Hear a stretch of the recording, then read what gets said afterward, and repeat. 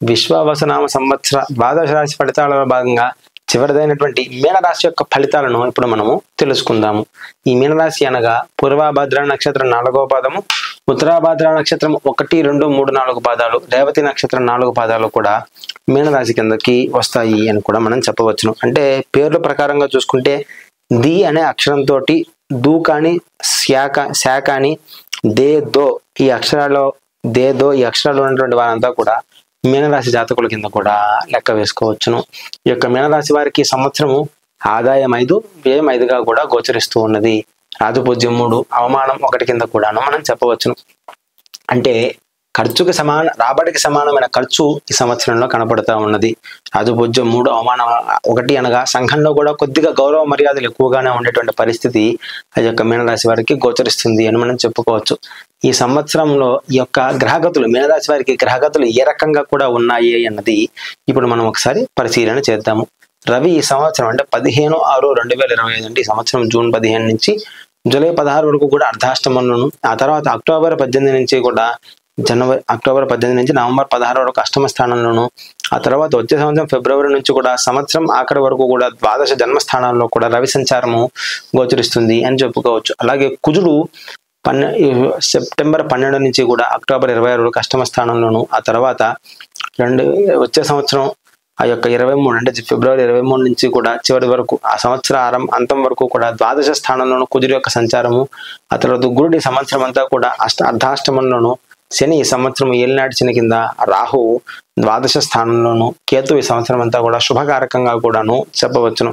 ఈ సంవత్సరము స్త్రీ పురుషాదులందరికీ కూడా మీనరాశి వారికి ప్రముఖంగా ఏలినాటి శని ప్రభావం ఉంటుంది. ఏలినాటి శని ప్రభావం వలన అనేక రకాలైన ఇబ్బందులు ఉంటాయి. అట్లాగే విజయంలో రాహు ఉండటం వలన జీవితము అంటే జీవితంలో అనేక రకాలైన కష్టాలు ఇబ్బందులు కూడా రావటం జరుగుతుంది. పైగాను జన్మశని ఏలినాటిలో ఉన్నటువంటి శని కుంభంలో నుంచి మీనంలోకి ప్రవేశించడం వలన అనేక రకాలైన ఇబ్బందులు కూడా పడతారు. అట్లాగే మీరు ఎంత జాగ్రత్తగా ఉన్నా ఓపికతో ఉన్నా కూడాను మీరు గెలిచేటువంటి అవకాశం చాలా తక్కువగా ఉన్నది. ఎంత కష్టపడి పని చేసినా కూడా ఫలితము శూన్యంగానే కనపడుతూ ఉంటుంది. పైగా అనేక రకాలైన ఇబ్బందులు కూడా మీరు పడతారు. మీ జీవితం పూర్తిగా నిరాశతోటి నిస్పృహతోటి కొట్టుమిట్టాడుతూ ఉంటుంది మీనరాశి జాతకులకి సంవత్సరం అంతా కూడాను. అలాగే ఆడవారి వలన కూడా అనేక రకాలైన ఇబ్బందులు పడతారు. శారీరక బలం తగ్గుతుంది. ఏ పని చేద్దామన్నా కూడాను వాటి మీద ఆసక్తి పోతుంది, నిరాసక్తితో వస్తుంది. జీవితం మీద విరక్తి కలిగేటువంటి పరిస్థితుల్లో మీనరాశి జాతకులు ఉంటారు. పైగాను చేయలేని వాటి వలన కూడాను మీరు అపనందనన్నీ కూడా పడేటువంటి పరిస్థితి కనిపిస్తూ ఉంటుంది. ఒక్కొక్కసారి ఇతర కార్యాలకు మీరు చేసిన రుణము వారికి సహాయం పడదు. అంటే మీరు వారి అవసరం కోసం డబ్బు తీసుకుని అప్పుగా మీరు తీసుకుని ఆ ఇబ్బందులు మీరు పట్టాల్సిన పరిస్థితి వస్తుందన్నమాట. పుణ్యక్షేత్ర సందర్శన చేస్తారు. గృహంలో కొంచెం బాధలు, భార్యకు సంతానం విషయంలో కూడా కొంచెం ఇబ్బందులు, అట్లాగే తండ్రి వర్గీయులకు శారీరక బాధలు అంటే తండ్రి తరపున చుట్టాలలో ఇబ్బందులు రావటం కూడా జరుగుతుంది. కోర్టు కేసులంతా కూడా ఇరుక్కునేటువంటి పరిస్థితి ఉంటుంది మీనరాశి జాతకులకు. ఆదాయానికి మించిన ఖర్చులు కూడా ఈ సంవత్సరం చాలా గట్టిగా కూడా గోచరిస్తున్నాయి. అలాగే సోదర వర్గం అంటే అన్నదమ్ములతోటి అనేక రకాలైన గొడవలు అయ్యేటువంటివి, గుప్త శత్రువులు కూడా పెరిగేటువంటి అవకాశము ఈ మీనరాశి జాతకులకు గోచరిస్తుంది. కాబట్టి ఆ విషయంలో కొద్దిగా జాగ్రత్తలు పాటించవలసిందిగా కూడాను మనము చెప్పుకోవచ్చును. అలాగే ఆరోగ్యపరంగా కూడాను కొంచెం జాగ్రత్త. గ్యాస్ వచ్చేటువంటి అవకాశము, బీపీ, షుగర్ వంటి వ్యాధులు కూడా వచ్చే అవకాశము ఈ మీనరాశి జాతకులకు గోచరిస్తుంది. కాబట్టి కొద్దిగా జాగ్రత్త ఉండాల్సినటువంటి పరిస్థితి గట్టిగా ఉంది. సరే, ప్రధానంగా కూడాను ఈ మీనరాశిలో ఉన్న ఉద్యోగులకు ఏ రకమైనటువంటి ఫలితాలు ఉన్నాయా అనేటువంటిది ఇప్పుడు పరిశీలిద్దాము. ఈ సంవత్సరము మిశ్రమంగా ఉంటుంది. సాఫీగా కాలం గడుచును. ఎటువంటి ఇబ్బందులు లేకున్నప్పటికీ కూడాను ఆ రాహు యొక్క ప్రభావం వలన కొద్దిగా కష్టాలు తప్పవు, ప్రశాంతత ఉండదు. ఏదో ఒక సమస్యతో చిన్నగా ఇబ్బంది పడుతూ ఉంటారు. మీకు రావాల్సింటే ప్రభుత్వంలో గవర్నమెంట్ ఉద్యోగస్తులకు రావాల్సిన ప్రమోషన్లు కూడా ఆగిపోయే పరిస్థితి ఉంటుంది. అలాగే ఈ యొక్క ప్రైవేట్ ఉద్యోగస్తులు కానీ ప్రభుత్వ ఉద్యోగస్తులు కానీ కోర్టు కేసుల్లో ఇరుక్కునే అవకాశం కొంతవరకు ఉన్నది. ఆర్థిక పరిస్థితులు పెద్దగా కూడా అనుకూలించవు. ప్రైవేట్ కంపెనీలో ఉన్న వారు మరొక కంపెనీకి మారెదరు. నిరుద్యోగులకు ఈ సంవత్సరము కూడా నిరాశ తప్పనిచ్చి ఉద్యోగం వచ్చే అవకాశము చాలా తక్కువగా కూడా గోచరిస్తుంది అని కూడా మనం చెప్పుకోవచ్చు. తర్వాత ఆ యొక్క మీనరాశిలో ఉన్నటువంటి రాజకీయ నాయకుల యొక్క ఫలితాల గురించి ఇప్పుడు మనం తెలుసుకుందాము. కొద్దో గొప్ప అంటే రాజకీయ నాయకులకు ఉద్యోగస్తులతోనూ సాధారణమైన ప్రజలతో పోలిస్తే కూడాను కొంచెం బాగా ఉంటుంది అనుకోవచ్చు. ప్రజల్లో మంచి పేరు ప్రఖ్యాతులు వస్తాయి. వారితో సత్సంబంధాలు కూడా మెరుగుపడతాయి. పార్టీలో ఏదో ఒక పదవి మాత్రం ఇవ్వటం జరుగుతుంది. కానీ మీరు నమ్మినటువంటి మీ యొక్క శిష్యులో మీ కింద పనిచేసేటువంటి వారు మీరు బాగా నమ్మిన వారే మీకు వ్యతిరేకంగా పనిచేస్తారు. మీకు వెన్నుపోటు పడేటువంటి అవకాశం కూడా ఉంటుంది. మీకు రావాల్సిన పదవులను వారే అడ్డుకునే యోగం కూడా ఉంటుంది. ఒకవేళ మీరు ఎన్నికలలో పోటీ చేసేటువంటి పరిస్థితి ఉంటే అతి కష్టం మీద గెలుస్తారని కూడా చెప్పవచ్చును. మీకంటే తక్కువ వారితో ఇబ్బందులు పడతారు, గొడవలు ఎదుర్కొనేటువంటి పరిస్థితి ఈ మీనరాశి జాతకులకు గట్టిగా కూడా గోచరిస్తుంది అని కూడా మనము ఈ సంబంధంగా కూడా మీనరాశి జాతకులకు చెప్పుకోవచ్చే సంవత్సరం. కాబట్టి రాజకీయ నాయకులు కూడా ఈ విషయంలో కొద్దిగా జాగ్రత్తలు పాటించాలి అని కూడా మనం చెప్పవచ్చును. ఆ తర్వాత ఈ సంవత్సరము ఆ యొక్క కళాకారులు, మీనరాశి వారి యొక్క కళాకారుల పరిస్థితి ఏ రకంగా ఉంటుందో అన్నది ఇప్పుడు చూద్దాము. అనుకూలంగా అంత అనుకూలతగా కనిపించడం లేదు. కళాకారులకు ఈ సంవత్సరం అంతా కూడాను తగిన ప్రోత్సాహాలు లభించేటువంటి పరిస్థితి కూడా పెద్దగా లేదు. టీవీ రంగంలో కానీ సినిమా రంగంలో వారికి కానీ అనేక రకాలైన ఇబ్బందులు వస్తాయి. ఆర్థిక పరంగా కూడా ఇబ్బందులు వస్తాయి. కొత్త అవకాశాలు వచ్చేటువంటి పరిస్థితి కూడా చాలా తక్కువగా కూడా ఈ యొక్క మీనరాశి కళాకారులకు గోచరిస్తుంది అని కూడా చెప్పుకోవచ్చు. కానీ అవార్డులు వచ్చేటువంటి అవకాశము కొంతవరకు కనపడుతున్నది. ఆ తర్వాత ఈ యొక్క మీనరాశి వ్యాపారస్తుల గురించి కూడా ఇప్పుడు మనము తెలుసుకుందాము.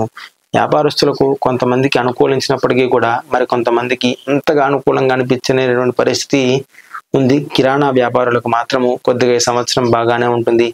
ఆ యొక్క హోల్సేల్ అండ్ రిటైల్ వ్యాపారస్తులకు బాగానే ఉంటుంది. కానీ ఈ జాయింట్ వ్యాపారస్తులు మాత్రం ఖచ్చితంగా కూడా భాగస్వాములతో ఏదో ఒక రకమైన గొడవలు విడిపోయే పరిస్థితిలోకి వెళతారు అని కూడా చెప్పుకోవచ్చును. గృహ నిర్మాణ రంగంలో ఉన్న వారికి కూడాను బాగానే ఉంటుంది. కానీ ఎవరైతే సరుకులు నిల్వ చేస్తారో వారికి అంత అనుకూలతగా లేదు. ప్రభుత్వ సంబంధ చిక్కులు వ్యాపారస్తులు గట్టిగా కూడా ఎదుర్కొనేటువంటి అవకాశము ఈ సంవత్సరంలో కూడా గోచరిస్తూ ఉంది. ఆ తర్వాత ఆ యొక్క మీనరాశిలో ఉన్నటువంటి విద్యార్థుల సంగతిని ఇప్పుడు మనం పరిశీలన చేద్దాము. విద్యార్థులకు అనుకున్నంత గతంతో పోలిస్తే కూడా కొంత గడ్డు కాలమే అని కూడా చెప్పుకోవచ్చును. శనిగ్రహము రాహుగ్రహం యొక్క అనుగ్రహం వలన వాళ్ళకి అనుకూలత లేకపోవడం వలన, అంటే శని రాహుల అనుకూలత లేకపోవటం వలన మంచిగా మార్కులు పొందలేరు. చదువుపైన ధ్యాస తగ్గుతుంది. ఇతర వస్తువులపైన ఇతర విషయాలపైన కూడా వ్యాపకం పెంచుకుంటారు. కొన్ని సబ్జెక్టులు మిగిలిపోతాయి. ఎంట్రన్స్ పరీక్షలలో మంచి ర్యాంకులు పొందలేక మీకు నచ్చిన కాలేజీలో సీట్లు కూడా పొందలేరు. బద్ధకం బాగా పెరిగేటువంటి పరిస్థితి మీనరాశి యొక్క విద్యార్థులకు గోచరిస్తున్నది. కాబట్టి ఆ విషయంలో తగు జాగ్రత్తలు పాటించాలి అని కూడా చెప్పవచ్చును. ఆ తర్వాత ఆ యొక్క వ్యవసాయదారుల పరిస్థితి, మీనరాశి యొక్క రైతులకు ఏ రకంగా ఉన్నది అన్నది ఇప్పుడు మనం చూద్దాము. 2 పంటలు వస్తాయి.